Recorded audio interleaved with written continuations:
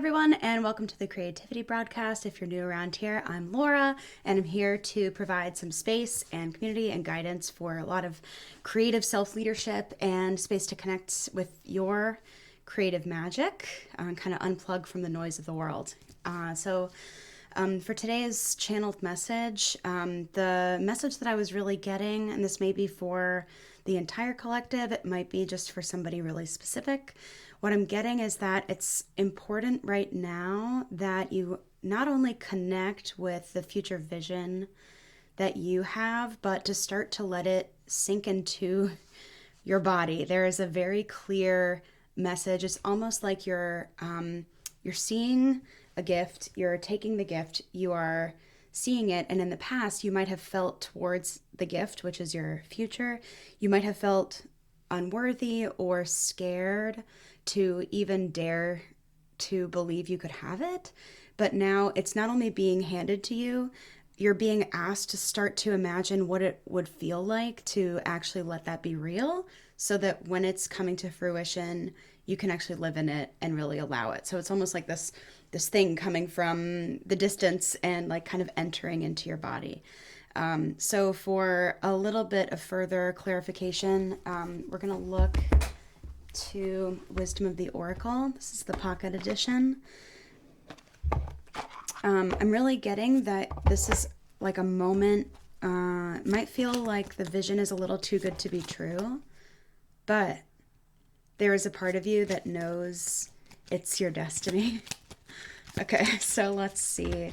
Wisdom of the Oracle, Spirit, what can you reflect to us about this message? What's important for us to know? It's just going to jump out when it's ready. Thank you. I'm getting close. Oh, shoot.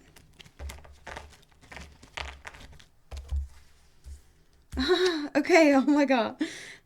So we've got 3 that jumped out. This is kind of wild. Okay, I'm not making this up. So what jumped out first? Peace. We have this very beautiful egg with the dove and an olive branch. So what I'm getting, and this is a 23, which breaks down to a 5, which is about halfway through a particular journey. And what I'm getting here is like this immense sense of peace that it is bringing you to know that the journey that you're on is headed in the direction that you intend. But I'm also getting that this piece is about really grounding yourself into where you are in the present and really creating a bit of a protective shell around you energetically to protect your peace.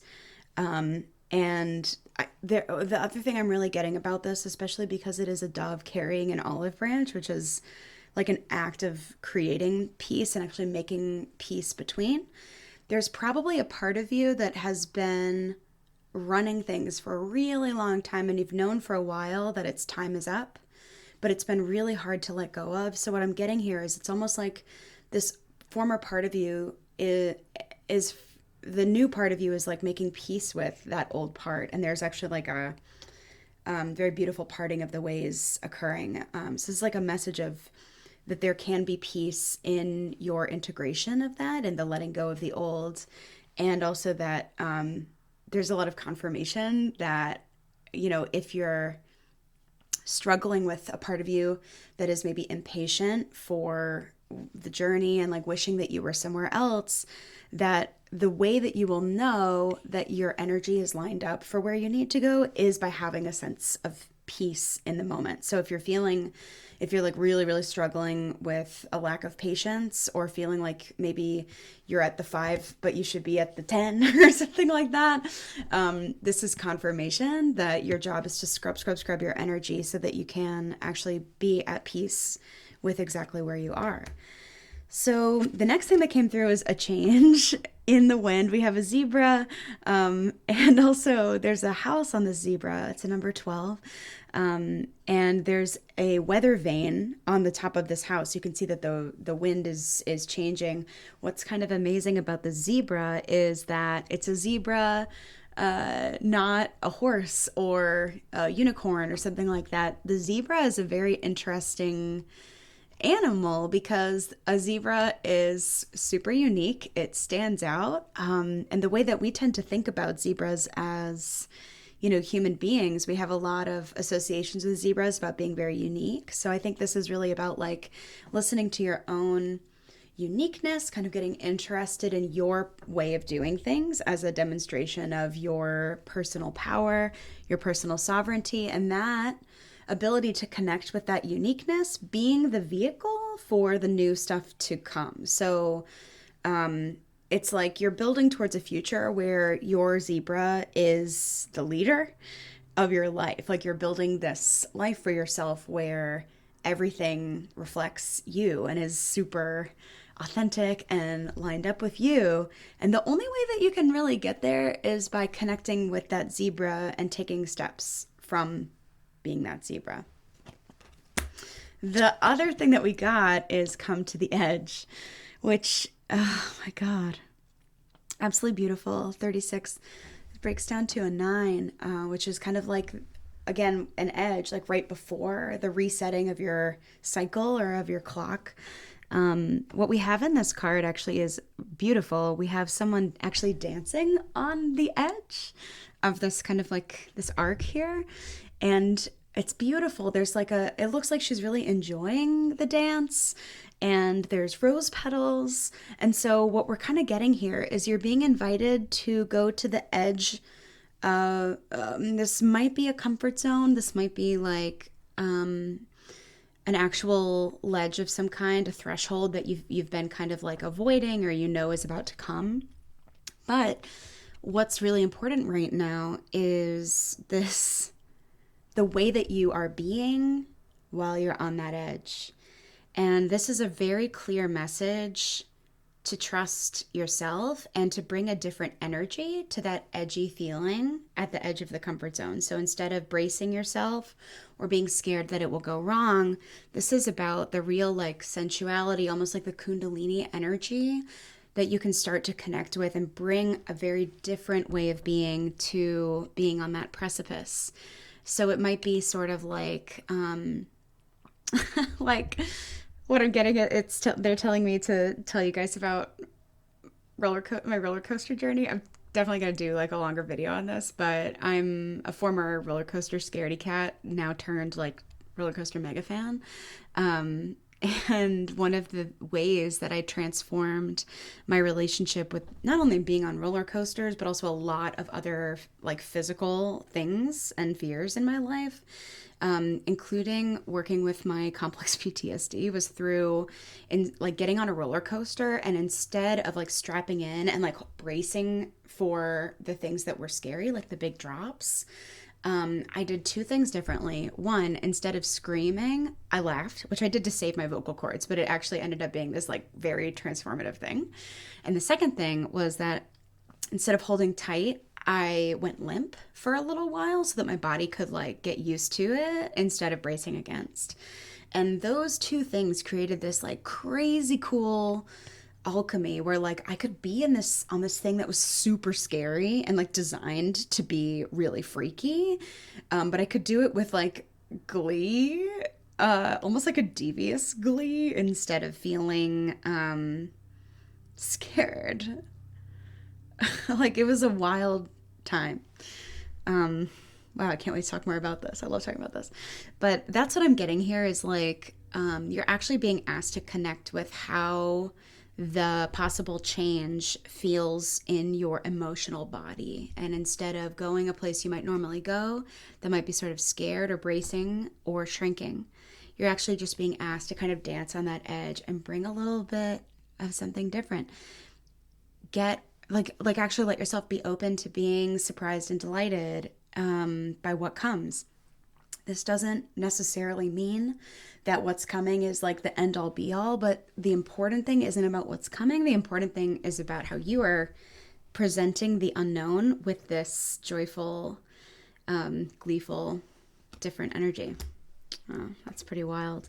Let's go ahead and read the message for this. Come to the edge, courage, taking a leap of faith, overcoming fear, and accepting risk. Facing the unknown is the only choice you really have right now if you want to progress. Okay, not beating around the bush. It's okay to be afraid. Now is the time to take a risk that is not calculated, to feel the exhilaration as you ready yourself for a leap of faith. Spirit is present, so let go of fear. You are called to express your true self. Listen to your heart and soul, not your head. Come to the edge and discover that you can fly. This is exactly like being on a roller coaster. Oh my God. You must step into the unfamiliar so that you may find your miracles. Yeah. Yeah, in every part of this message, it's about the relationship with the unknown, and that taking a leap of faith and taking a risk is in your best interest right now. Wow, that's pretty amazing. I am feeling the need to also consult the White Light Oracle, just because White Light is all about the kind of like purity of our energy, and also really like tending to the parts of us that might be really scared. It brings a lot of like very like loving energy, and I think when we come to the edges of our comfort zones, we often need a lot more tending than we like to admit because of pride and stuff. Okay. All right, White Light Oracle, please, Spirit, just show us what we need to know here. Just jump out when it's ready.